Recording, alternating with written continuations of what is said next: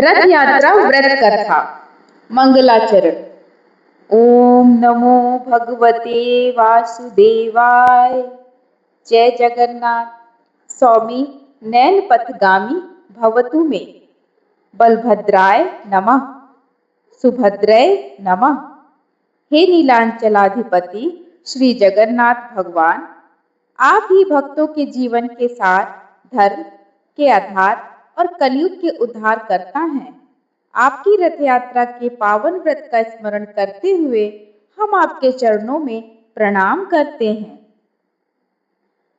रथ यात्रा व्रत भगवान श्री जगन्नाथ, श्री कृष्ण बलराम जी और सुभद्रा जी को समर्पित अत्यंत पुण्यदायक वैष्णव व्रत है। यह व्रत आषाढ़ शुक्ल द्वितीया को किया जाता है। इस दिन भगवान स्वयं भक्तों के बीच आते हैं।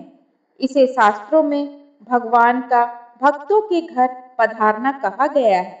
इस व्रत विशेष रूप से पापनाशक, दुर्भाग्य हरने वाला, मनोकामना पूर्ण करने वाला, जन्म मरण के बंधन को कम करने वाला माना गया है।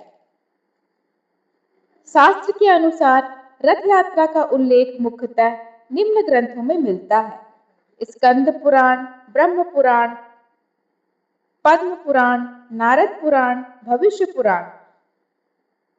शास्त्रों में कहा गया है, जो मनुष्य भगवान को रथ पर आरूढ़ देखता है वह अनेक जन्मों के पापों से मुक्त हो जाता है और केवल रथ की रस्सी छू लेने से भी रथ तीर्थ यात्रा का फल प्राप्त होता है। इस दिन भगवान जगन्नाथ मंदिर से गुणिची मंदिर तक यात्रा करते हैं। यह यात्रा भगवान का भक्तों के बीच अवतरण मानी जाती है। पूजा विधि: पूर्व तैयारी: प्रातः ब्रह्म मुहूर्त में उठें, स्नान करके पीले साफ वस्त्र धारण करें, घर के मंदिर को शुद्ध करें, लकड़ी या धातु का छोटा सा रथ रखें, रथ की स्थापना करें। श्री कृष्ण जगन्नाथ जी, बलराम जी, सुभद्रा जी को रथ में विराजमान करें। संकल्प: जल, अक्षत, पुष्प लेकर संकल्प लें। मैं अमुक नाम परिवार सहित भगवान जगन्नाथ की कृपा हेतु रथ यात्रा व्रत करता या करती हूँ। पूजन क्रम: आचमन, गणेश पूजन, कलश स्थापना, भगवान का पंचामृत स्नान, वस्त्र अर्पण, चंदन, अक्षत, पुष्प अर्पण, तुलसी दल अर्पण, धूप दीप नैवेद्य, खीर पूरी फल। आरती: विशेष क्रिया: भगवान को रथ पर बैठाकर घर में घुमाएं। परिवार के सभी सदस्य रस्सी खींचें, जय जगन्नाथ का कीर्तन करें।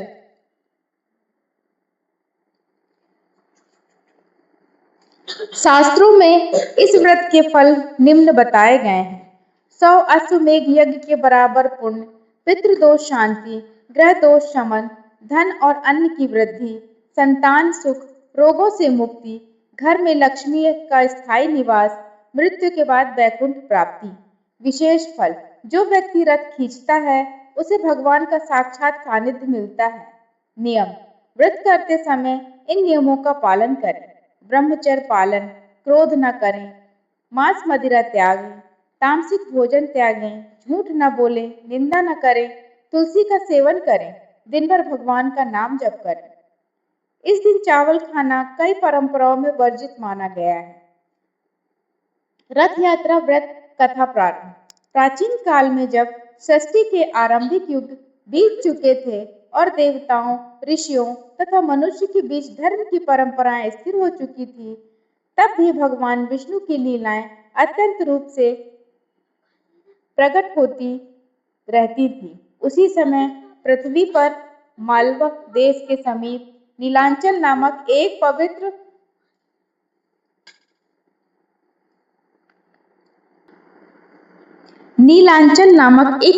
पर्वत था, जहाँ समुद्र की लहरें दिन रात आकर प्रणाम करती थी। उस पर्वत पर एक अद्भुत रहस्य छिपा था, जिसके विषय में देवता भी मौन रहते थे। कहते हैं कि वहाँ स्वयं भगवान श्री हरि एक अलौकिक रूप में निवास करते थे, किंतु वह रूप किसी सामान्य मनुष्य की दृष्टि में नहीं आता था। सतयुग के राजा इंद्रदुम्न नामक एक परम धर्मात्मा राजा थे। वे विष्णु भक्त थे और दिन रात यही सोचते रहते थे कि उन्हें ऐसा स्वरूप प्राप्त हो जिससे वे स्वयं भगवान के दर्शन कर सकें। वे यज्ञ, दान और तपस्या करते, परंतु मन की तृप्ति नहीं होती थी। एक दिन उनके दरबार में एक तपस्वी ब्राह्मण आया, जिसकी नाम विद्यापति था।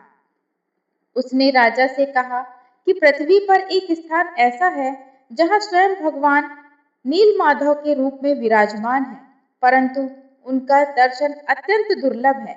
यह सुनते ही राजा का हृदय उत्साह से भर उठा। उन्होंने विद्यापति को उस स्थान का पता लगाने भेजा। विद्यापति अनेक वन, पर्वत और नदियां पार करते हुए अत्यंत एक घने वन में पहुंचे, जहां शबर जाति के लोग रहते थे। वहां उनका परिचय विश्ववासु नामक एक वनवासी से हुआ, जो प्रतिदिन किसी रहस्यमयी देवता की पूजा करता था। विद्यापति को संदेह हुआ कि यही नीलमाधव होंगे।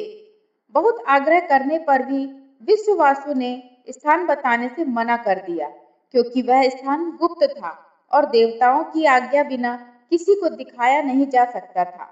विद्यापति ने चतुराई से विश्ववासु की पुत्री ललिता से विवाह कर लिया और अवसर देखकर उससे उस देव स्थान का रहस्य जान लिया।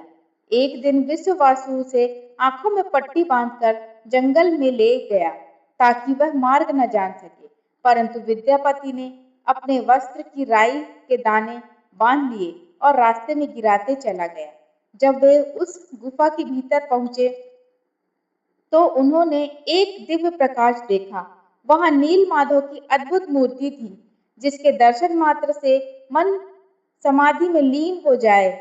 आसपास दिव्य सुगंध, गंधर्वों का संगीत और आकाश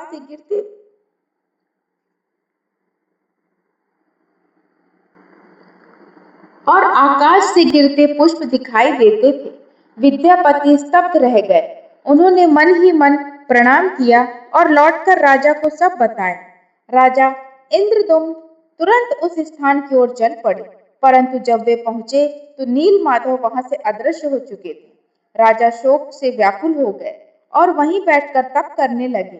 कई दिन बीत गए, तब आकाशवाणी हुई कि भगवान नील माधव अब दारू ब्रह्म रूप के सम, समुद्र से प्रकट होने और उसी से उनकी नया स्वरूप बनेगा।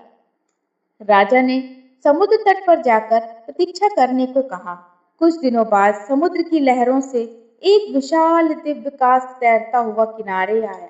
वह साधारण लकड़ी नहीं थी, उससे तेज निकल रहा था और उस पर चक्र, शंख, गदा, पद्म के चिन्ह अंकित थे। राजा समझ गए कि यही भगवान का आदेशित दारू ब्रह्म है। उन्होंने श्रेष्ठ शिल्पियों को बुलाया, परंतु कोई भी उस लकड़ी को काट नहीं पाया। तभी एक वृद्ध कारीगर आया, जिसने अपना नाम अनंत महाराणा बताया और कहा कि वह स्वयं देवता की मूर्ति बनाएगा, परंतु एक शर्त है, जब वह मूर्ति बनाएगा तब तक कोई भी कक्ष का द्वार नहीं खोलेगा। राजा ने सहमति दे दी। कई दिन बीत गए, भीतर से कोई आवाज नहीं आती थी। रानी गुडीचा को चिंता हुई कि वह वृद्ध मर तो नहीं गया। राजा ने माना किया, परंतु रानी की व्याकुलता के कारण अंततः द्वार खोल दिया गया। जैसे ही द्वार खुला, वह वृद्ध अदृश्य हो गया। अंदर 3 अधूरी प्रतीत होने वाली मूर्तियां थीं। बड़ी आंखें, बिना पूर्ण हाथ पैर के, परंतु अत्यंत दिव्य। उसी समय आकाशवाणी हुई कि यही भगवान जगन्नाथ, बलभद्र और सुभद्रा के स्वरूप हैं। उन्हें इसी रूप में स्थापित करो, यही मेरी इच्छा है। राजा ने महान उत्सव के साथ उन मूर्तियों की स्थापना कराई। देवता, ऋषि, सिद्ध, गंधर्व सब अदृश्य रूप से वहां आए। स्वयं ब्रह्मा जी ने प्रकट होकर प्राण प्रतिष्ठा की।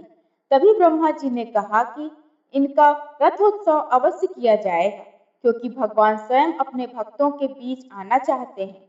वे मंदिर में समीपती नहीं रहना चाहते। वे जानने के बीच जानकर सबको दर्शन देंगे। समय बीता, त्रेता युग आया, द्वापर आया। द्वापर में भगवान श्री कृष्ण ने भी यही लीला की। जब वे द्वारका में थे, तब एक बार उनकी बहन सुभद्रा ने वृंदावन की लीलाएं सुनने की इच्छा प्रकट की। माता रोहिणी उन्हें गोपियों की कथा सुनाने लगी और सुभद्रा द्वार पर पहरा देने लगी ताकि कोई बाधा न आए। तभी कृष्ण और बलराम भी आकर सुनने लगे। वे भावावेश में इतने डूब गए कि उनके हाथ पैर शिथिल हो गए और नेत्र फैल गए।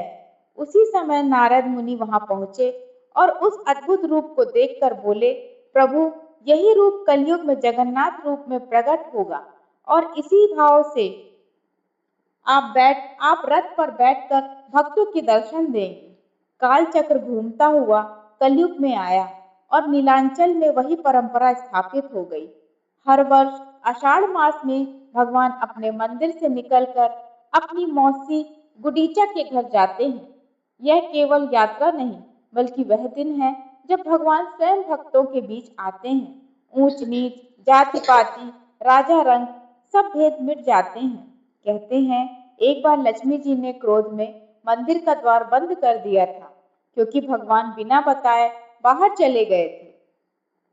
तब भगवान ने समझाया कि मैं सबका हूँ, केवल एक स्थान का नहीं। जो मुझे मंदिर तक नहीं आ सकता, मैं उसके पास जाता हूँ। उसी दिन से रथ यात्रा का महत्व और बढ़ गया। एक अन्य कथा में आता है कि एक भक्त जो मंदिर तक पहुँचने में असमर्थ था, वह दूर बैठकर रोता था कि मुझे दर्शन नहीं मिलते। भगवान ने उसकी पुकार सुनी और रथ यात्रा के दिन उसका मार्ग ऐसा बना कि रथ स्वयं उसके घर के सामने रुक गया। भक्त ने आंसू भरे नेत्रों से दर्शन किए और उसी क्षण उसका जीवन धन्य हो गया। देवर्षि नारद ने एक बार ब्रह्मा जी से पूछा कि प्रभु मंदिर में ही क्यों नहीं रहते, बाहर क्यों जाते हैं? ब्रह्मा जी ने कहा, यह भगवान की करुणा है। वे केवल योगियों के ध्यान में सीमित नहीं, वे सामान्य जन के हृदय में भी निवास करते हैं। रथ यात्रा उसी करुणा का उत्सव है। एक और प्रसंग है कि जब भगवान वृंदावन से मथुरा गए, तब गोपियां विरह में व्याकुल थी। उन्होंने कृष्ण से कहा था, तुम मुझे छोड़कर चले गए। भगवान ने वचन दिया था कि मैं हर युग में तुम सबके पास स्वयं आऊंगा। रथ यात्रा उसी वचन की स्मृति है। जगन्नाथ का रथ वास्तव में वही रथ है जो भक्त और भगवान के बीच की दूरी मिटा देता है। समुद्र तट पर बहती हवा, शंखनाद, भक्तों का जय घोष, विशाल रथों को खींचना, यह सब केवल उत्सव नहीं, बल्कि वह क्षण है जब सृष्टि का स्वामी अपने भक्तों के बीच चलता है। कहते हैं, उस दिन देवता भी मनुष्य रूप में आकर रथ खींचते हैं। जो भी उस रथ की रस्सी को स्पर्श करता है, उसके जन्मों के पाप क्षीण हो जाते हैं। एक वृद्ध महिला भी जो चल नहीं सकती थी, उसके मन ही मन कहा, प्रभु, मैं कैसे आऊं? उसी वर्ष रथ का पहिया उसके घर के पास टूट गया और पूरा दिन वहीं रुका रहा। उसने खिड़की से दर्शन किए और शांत हो गई। लोगों ने देखा कि उसके चेहरे पर अलौकिक तेज था।